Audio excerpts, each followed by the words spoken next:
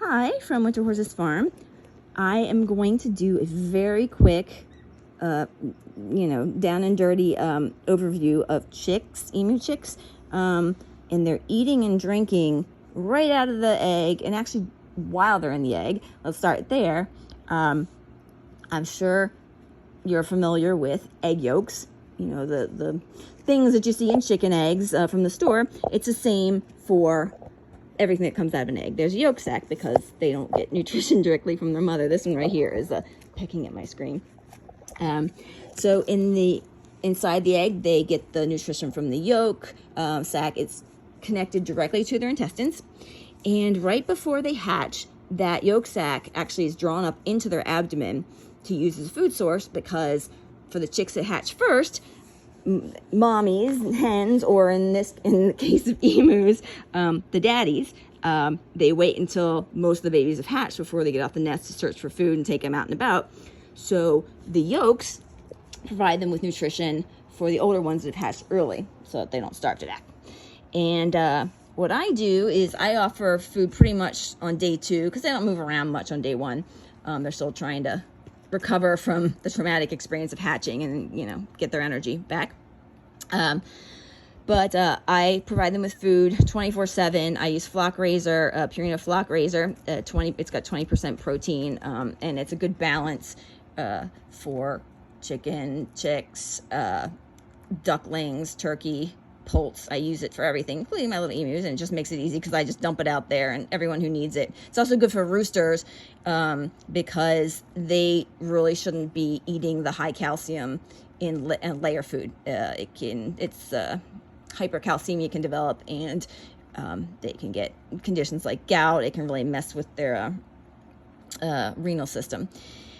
And so I just dump it out there and all my birds eat it. And then the hens, I just have laying out there too, and they just pick out what they want, including mama emus. Whenever they're lay, they just automatically, their body knows, hey, I need more calcium, and I keep my laying in pellets in this flock raiser in crumble form, so they know pellets equals more calcium. They figure that out. It's kind of cool how they do that. So chicks, back to the emu chicks, when they hatch, evolutionarily, there's grass. That's what they eat. They're omnivores. They eat primarily grass and bugs, sometimes even small critters like mice and other rodents. If they have the taste for it, they all have individual tastes. So you really have to just find out what their brand of heroin is. Like most of mine will go crazy for mealworms. They'll walk through fire for mealworms. But they're automatically attracted to green things, and the first thing I give them are little teeny bits of kale, so they can figure out how to get that in their beaks. Which, when they eat, they pick it up by the tips of their beaks and kind of toss it to the back of their mouths, and they kind of need a little bit of practice oftentimes, and so I make really tiny little pieces so they can more easily get in their mouths and handle it. Obviously, chick feed isn't out there in the wild, so they kind of have to be taught sometimes that it's a food source.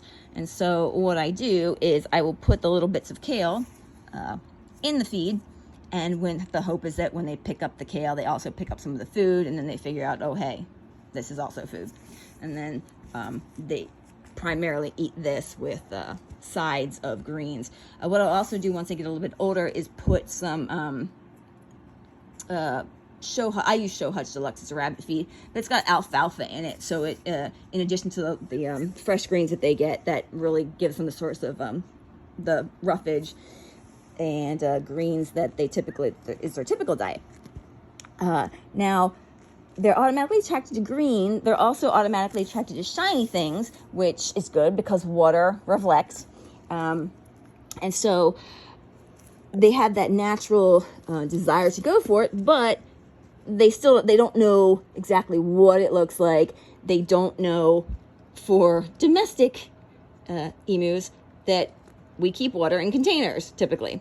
So what I do to sort of teach them where to get their water, and that it is something that the they need, is I will float little pieces of kale in the water. And so again, the hope, just like with the feed, is that they get some water in there when they eat the kale, and then, you know, the brain makes the connection.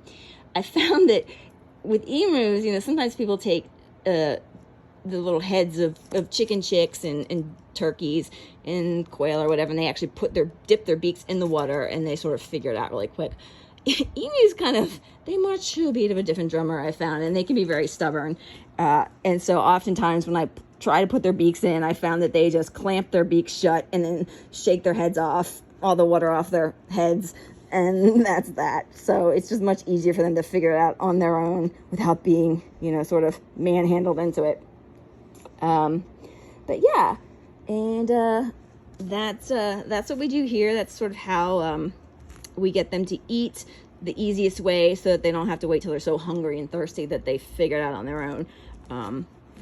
Those are our techniques. And then they grow up nice and strong and make a lot of poop everywhere.